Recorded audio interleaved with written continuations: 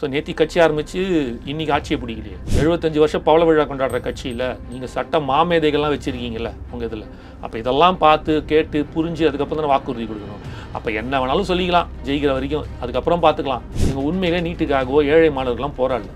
DMK அது என்ன ஆஸ்பெக்டில் பேசினாங்க. ரெண்டாவது அது எனக்கு தெரிஞ்சு நிறையா வந்து உள்ளே வந்து கட்டிங் ஒடிட்டிங்லாம் இருக்குதுன்னு நான் நினைக்கிறேன்.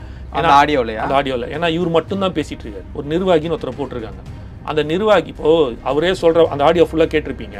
எல்லாமே புதி ஆனந்தான், எல்லாமே ஆனந்தான்.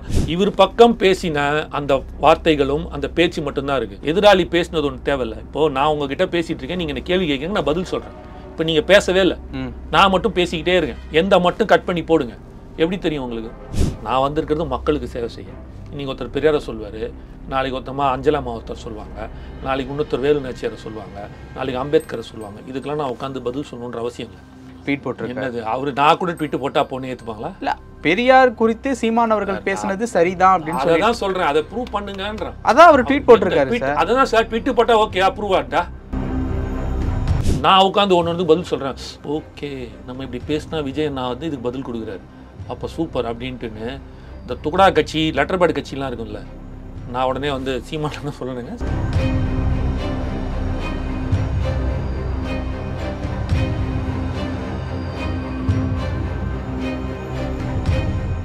ரியலோ நேயர்களுக்கு வணக்கம். இன்று நம்மளுடைய நேர்காணலுக்கு தமிழ்நாடு இளைஞர் கட்சியை சேர்ந்த திரு காமேஷ் அவர்கள் இணைஞ்சிருக்காங்க. சார் வணக்கம். வணக்கம் பிரதர், எப்படி இருக்கீங்க? நல்லா இருக்கேன் பிரதர்.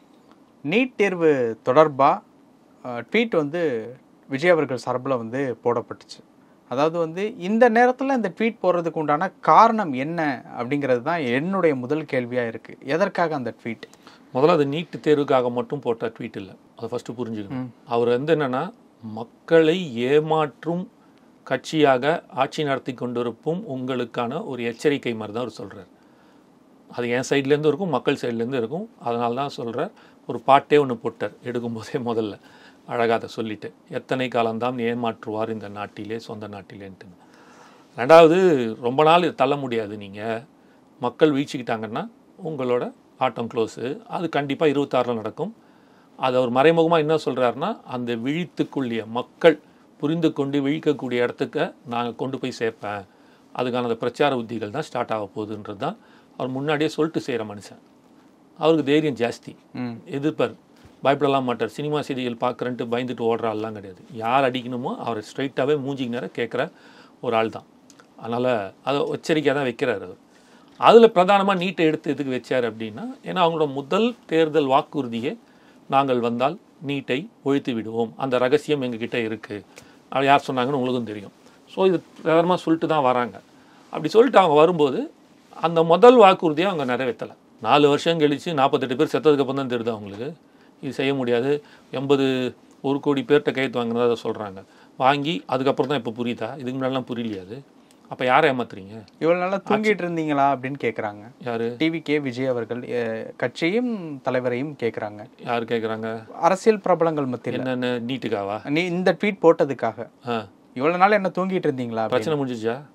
முடியல. நீங்கள் ஒரு விஷயத்த ரொம்ப தெளிவாக பார்க்கணும். ஒருத்தருக்கு ஒரு டைம் கொடுக்குறாரு. இதுதான் நேர்மையான அரசியல் நான் சொல்கிறேன். இந்த இடத்துல தான் அவங்க இது வரைக்கும் அவர் வாய் தரதுல அவர் நீட்டு சட்டசபையில் கொண்டு வராங்க தீர்மானம், அதுக்கு அவர் வந்து ஆதரவு தெரிவிக்கிறார். நல்ல விஷயம், நான் வந்து இந்த கட்சியை மாநில அரசை நான் ஆதரிக்கிறேன், தமிழக அரசை கொண்டு வாங்கன்னு சொல்கிறார். எப்போ இவர் சொல்கிறார் அதை பாருங்கள். எப்போ ட்விட்டு போகிறார், எப்போ எதிர்க்க ஆரம்பிக்கிறாரு, எப்போ இந்த இந்த இந்த ஸ்டேட்மெண்ட்டை கொடுக்குறாரு. அவர்கள் கட்சியின் தலைவர் முதலமைச்சராக இருக்கிற மாண்புமிகு ஸ்டாலின் சார் அவர்கள் சொன்னதுக்கப்புறம் தான் சொல்கிறார்.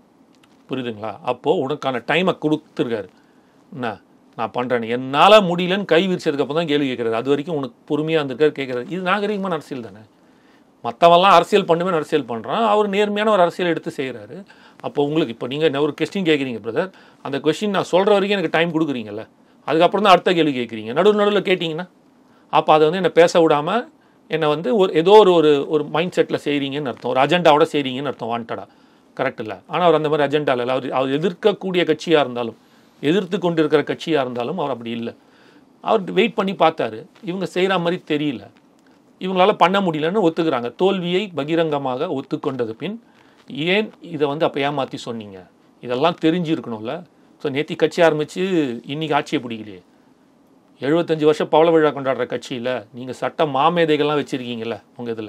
அப்போ இதெல்லாம் பார்த்து கேட்டு புரிஞ்சு அதுக்கப்புறம் தானே வாக்குறுதி கொடுக்கணும். அப்போ என்ன வேணாலும் சொல்லிக்கலாம் ஜெயிக்கிற வரைக்கும், அதுக்கப்புறம் பார்த்துக்கலாம் அப்படின்ற ஒரு எண்ணம் தானே. முதல்ல இன்னொன்று, ரெண்டாவது பிரதர், இங்கே பிரச்சனை என்ன தெரியுங்களா இவங்க கிட்டலாம், எங்கள் உண்மையிலே நீட்டுக்காகவோ ஏழை மாணவர்கள்லாம் போராடல. டிஎம்கே நான் ஓப்பனாகவே சொல்கிறேன், இதை வந்து என்னால் ப்ரூவே பண்ண முடியும்.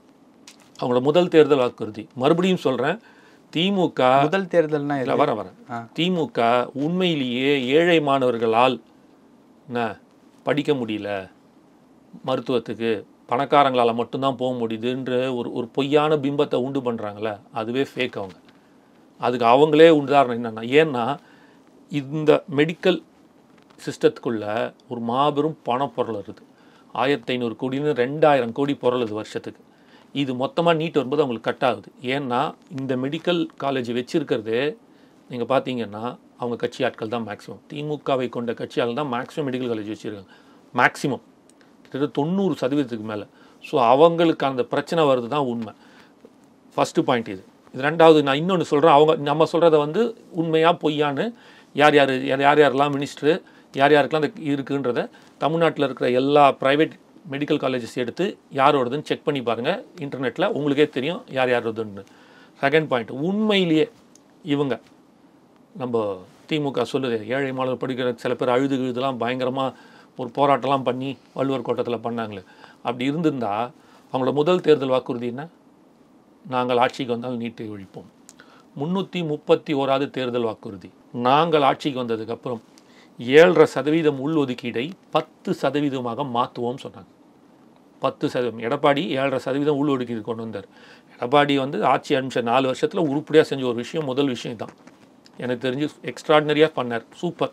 உள்ஒதுக்கீடு அரசு பள்ளி படிக்கும் மாணவர்களுக்கு அப்படி தான் சொல்லி கொடுத்துருந்தாங்க. 2.5 நாங்கள் 7.5 10 ஆக்குவோம்னாங்க. இது 331 இருக்குது. முதல் தேர்தல் வாக்குறுதி நீங்கள் தான் வந்து இதையே வந்து இது பண்ணிவிடுவேன் நீங்கள, நாங்கள் ஆட்சிக்கு வந்தால் நீட்டே ஒழிச்சிடுவோன்னு சொன்னீங்களே, இல்லாமல் பண்ணுறோம் ஒழிச்சிடுவோம் நீங்கள். அப்புறம் 331 எப்படி கொடுத்தீங்க? சரி ஓகே கொடுத்துட்டீங்க, இருக்கட்டும். அப்போ உங்களுக்கு முன்னாடியே தெரியும் இது பண்ண முடியாதுன்ட்டுன்னு, பின்னாடி அவனும் பார்க்க மாட்டான்ட்டுன்னு. ஸோ அந்த 331 தேர்தல் வாக்குறுதியில் 2.5% எக்ஸ்ட்ரா. அப்போது ஒரு வருஷத்துக்கு தமிழ்நாட்டில் எத்தனை மெடிக்கல் அட்மிஷன் தெரியுமா? 13,800 ஸ்டூடெண்ட்ஸ் சேர்றான் ஒரு வருஷத்துக்கு. அப்போ 13,800 இன்ட்டு 2.5% போட்டிங்கன்னா 300 வச்சுக்கோங்க. 300 × 4 வருஷம் போட்டிங்க அப்படின்னா 1,200. அப்போ அந்த 1,200 ஏழை மாணவர்களின் கனவு, இந்த நீட்டு வந்ததுக்கப்புறம் ஒரு சனியை அவன் அரக்கன், அனைத்து ஏழை மாணவர்களின் கனவு, மருத்துவ கனவு சாகுன்னு சொன்னாங்களே, இப்போ இந்த 1,200 ஏழை மாணவர் கனவை சாவடிச்சிட்டிங்களே. இதுக்கு ஒன்றும் மத்திய அரசு தேவையில்லை, இதுக்கு ஒன்றும் சுப்ரீம் கோர்ட் தேவையில்லை, இதுக்கு ஒன்றும் அமித்ஷா எதிர்க்கணும், மோடி எதிர்ப்பு, இந்த இழவு எதுவுமே தேவையில்லையே. சட்டசபையில் அசால்ட்டாக ஒரு பாஸ் பண்ணிட்டு போகலாமே. 7.5 நாங்கள் 10 ஆக்குறோன்னா முடிஞ்சிருச்சு. அப்போ 2.5% எக்ஸ்ட்ரா ஆச்சுன்னா வருஷத்துக்கு 300னா 4 வருஷத்துக்கு 1,200 ஏழை மருத்துவர்கள் கிடச்சிருப்பாங்களே இன்றைக்கி. அப்போ ஏன் பண்ணல இது யார் வந்து எதிர்க்கிறாங்க? யாராவது எதிர்க்க போகிறாங்களா? உங்கள் கையில் தானே இருக்குது, ஏன் பண்ணல? அப்போது உங்களோட உண்மையான நோக்கம் ஏழை மாணவர்கள் படிக்க முடியலன்றது இல்லை. உங்களோட வியாபாரம் அந்த மெடிக்கலில் இருக்கிற அந்த ஒரு மிகப்பெரிய வியாபாரம் கெட்டு போகுதுன்றது மட்டும்தான் பாதிக்கப்படுதுன்னு தான் உங்களுக்கு உண்மையான இதுவாக இருக்குது. நான் அது ஓப்பனாகவே சொல்கிறேன், இதுதான் உண்மை.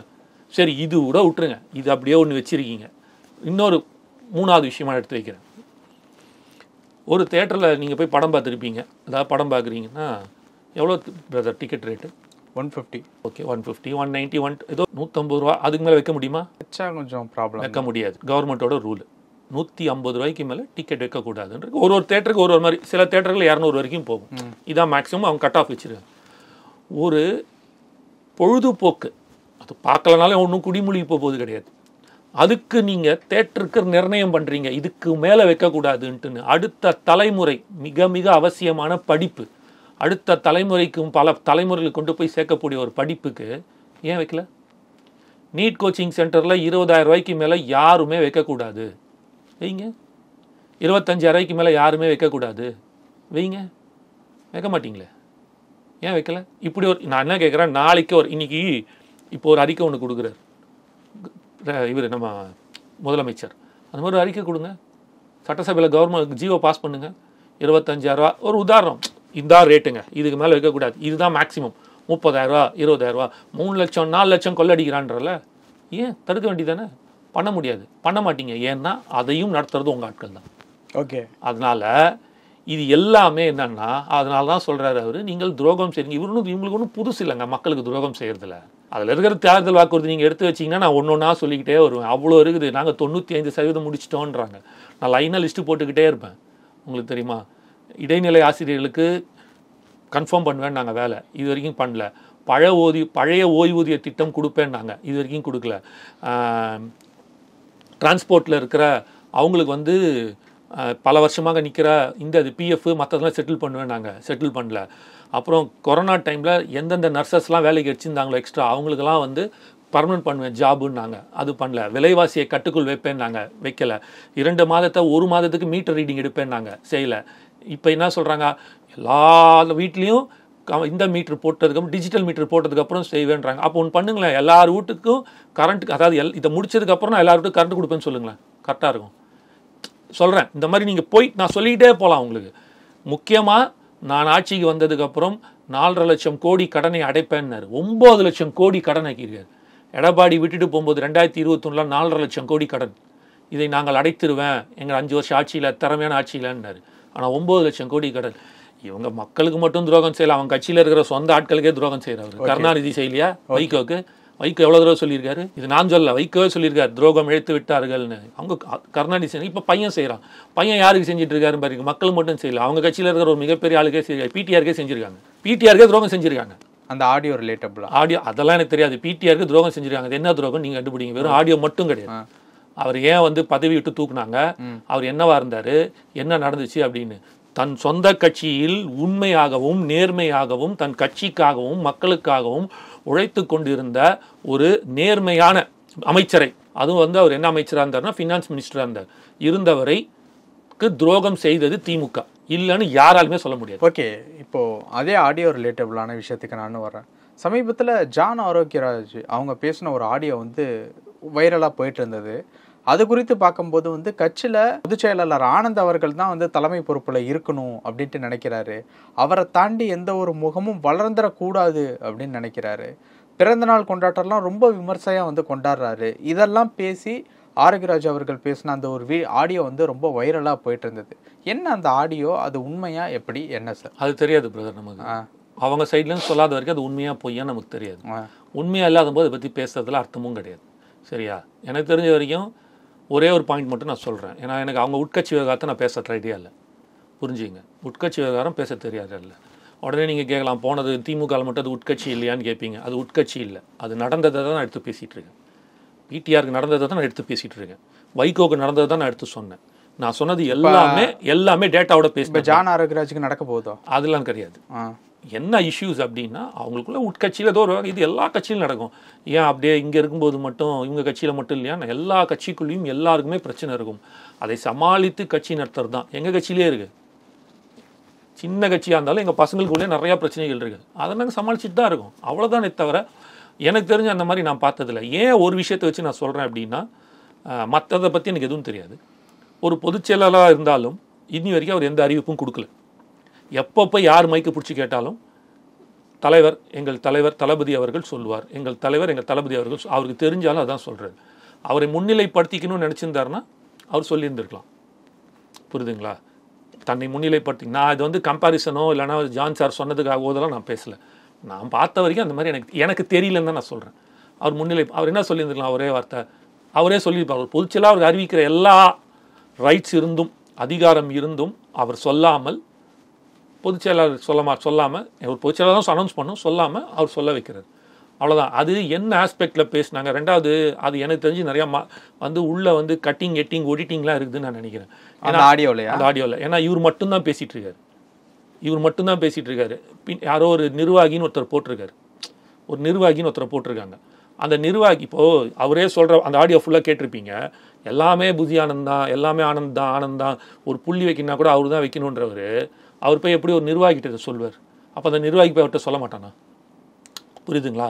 இவர் பக்கம் பேசின அந்த வார்த்தைகளும் அந்த பேச்சு மட்டும்தான் இருக்குது. எதிராளி பேசினது ஒன்று தேவையில்லை. இப்போது நான் உங்ககிட்ட பேசிகிட்டு இருக்கேன், நீங்கள் என்ன கேள்வி கேட்குறீங்க, நான் பதில் சொல்கிறேன். இப்போ நீங்கள் பேசவே இல்லை, நான் மட்டும் பேசிக்கிட்டே இருக்கேன், எந்த மட்டும் கட் பண்ணி போடுங்க, எப்படி தெரியும் உங்களுக்கு? பார்க்குறவனுக்கு என்னடா அது என்னமாலாம் பேசி, அது ஃபுல்லாமே குற்ற செயலாகவே தெரியும். நான் பேசுகிறது அத்தனையுமே நான் குற்ற செயல், ஐ மீன் நான் சொல்கிறது எல்லாமே வந்து குற்றம் சுமத்துற மாதிரியே இருக்கும் அவங்க மேலே. அப்போது நீங்கள் யாரோ ஒருத்தர் கேள்வி கேட்கணும், அதுக்கு பதில் சொல்லணும். அவர் என்ன ஆஸ்பெக்டில் கேள்வி கேட்டார், என்ன ஆஸ்பெக்டில் பதில் சொன்னார், இதை வைத்து தான் நம்ம பேசணுமே தவிர ஒருத்தர் பேசினார்னா அதை அப்படியே டோட்டலாக எடுத்து போடுறதுல அர்த்தம் அவசியம் இல்லை. அதை வந்து ஏற்றுக்கூடிய இடத்துலையும் நான் இல்லை, கண்டிப்பாக அதை ஏற்றுக்க மாட்டேன்.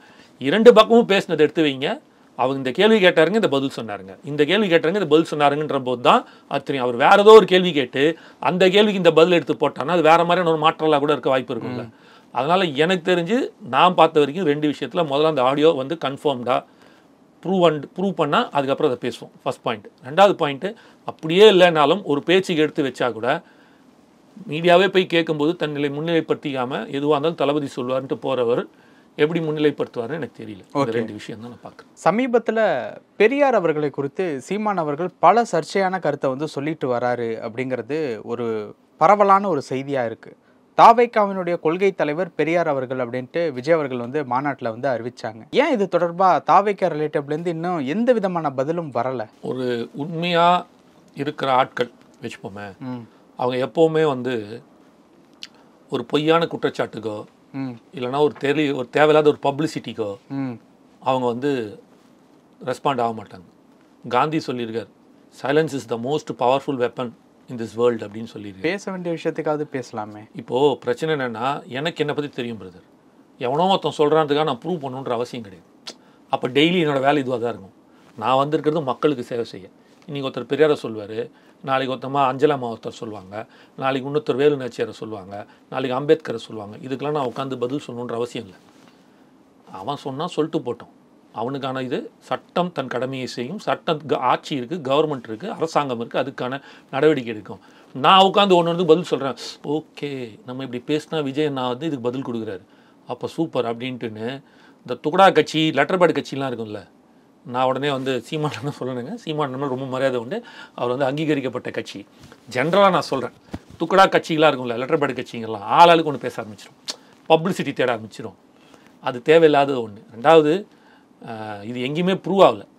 இந்த மாதிரி இருந்துச்சுன்னா அவர் எடுத்து இன்னைக்கு நாம் தமிழர் கட்சியில் இருக்கக்கூடிய களஞ்சியம் அவர்கள், இயக்குனர் களஞ்சியம் அவர்கள் வந்து அவரோட ட்வீட் மூலியமா இதுதான் இதுக்கு உண்டான சாட்சி இதுதான் அப்படின்னு சொல்லிட்டு ட்வீட் போட்டிருக்காரு. அவரு நான் கூட ட்வீட் போட்டா பொண்ணு ஏற்றுப்பாங்களா? இல்லை, பெரியார் குறித்து சீமான் அவர்கள் பேசினது சரிதான் அப்படின்னு சொல்லி தான் சொல்றேன், அதை ப்ரூவ் பண்ணுங்கன்றான். அதான் அவர் ட்வீட் போட்டிருக்காரு. அதான் சார் ட்வீட் போட்டா ஓகே ப்ரூவ் ஆட்டா, அப்போ நான் ட்வீட் போடுறேன் இப்போ, அப்போ ப்ரூவ் ஓகேவா, அக்செப்ட் பண்ணிட்டீங்களா? ட்வீட் போட்டார் சார், ட்வீட் புக் எடுங்க சார், ரெஃபரன்ஸ் காட்டுங்க சார், சாட்சி இப்போ கோர்ட்டுக்கு போறீங்க நீங்கள் சார், ட்விட்டு போட்டார் சார், இதுக்கு மேலே என்ன சார் வேணும்னா ஒத்துப்பாங்களா கவர்மெண்ட்டு? ஒன்று கோர்ட்டில் ஒத்துன்றீங்களா இதான் சாட்சின்ட்டுன்னு? ட்விட் அல்ல, புரிஞ்சுக்கோங்க, அவருக்கு சாதகமாக இருக்கிற அப்படி தாங்க பேசுவார். நான் கேட்டது என்னென்னா, பெரியாரை பற்றிய இந்த விமர்சனம் வைத்திருக்கிற விமர்சனத்துக்கான ஆவணங்கள் இருக்கா, எடுத்து வைங்க, அப்புறம் பேசுவோம். இல்லாத போது அது பேசணுன்ற அவசியம் இல்லை. இந்த தெளிவான அரசியல் தான் அவங்க செய்கிறாங்க. இவங்க செய்கிறது மலிவான அரசியல். தெளிவுக்கும் மலிவுக்கும் வித்தியாசத்தை பாருங்கள். மற்ற கட்சிகள்லாம் செய்வது மலிவான அரசியல், விஜயண்ணா தாவேகா செய்வது தெளிவான அரசியல். எங்களுக்கு தேவை மக்கள் பிரச்சனை, அதுக்கு நாங்கள் குரல் கொடுப்போம். ஒரு இஷ்யூன்னா அதுக்கு நான் குரல் கொடுப்பேன், அவங்களுக்கு தேவையான வேலைகளை நான் செய்வேன், அது அடுத்த கட்டமாக கொண்டு போகிறேன். இந்த மலிவான அரசியல்னா இன்னைக்கு இவர் ஒன்று சொல்வார், அப்புறம் வேற ஒன்று நாளைக்கு மாற்றி ஒன்று சொல்வார், அடுத்து ஒன்று உட்காந்து ரியாக்ட் பண்ணணுன்ற அவசியம் இல்லை. அது தேவையும் கிடையாது, அது தேவையில்லாதது. அப்போது தெளிவான அரசியலுக்கும் மலிவான அரசியலுக்கும் இது வித்தியாசம் இவ்வளோதான். அந்த பட்சையில் நீங்கள் கேட்ட கேள்விக்கு தெளிவான அரசியல் செய்கிறாங்க. அதனால் இந்த பப்ளிசிட்டி அரசியலுக்கும் இந்த மலிவான அரசியலுக்கும் அவர்கள் எந்த இதையும் சொல்ல மாட்டாங்க. ஓகே, சொல்லாமல் இருக்கிறது நல்லது என்னை பொறுத்த மட்டும். நிறைய விஷயங்கள் சொன்னீங்க, நேரத்துக்கு ரொம்ப நன்றி. நன்றி. அனைத்து மக்களுக்கும் பழையன கழிதலும் புதியனும் புதுலுமாக பொங்கட்டும். உங்கள் அனைவருக்கும் பொங்கல் வாழ்த்துக்கள்.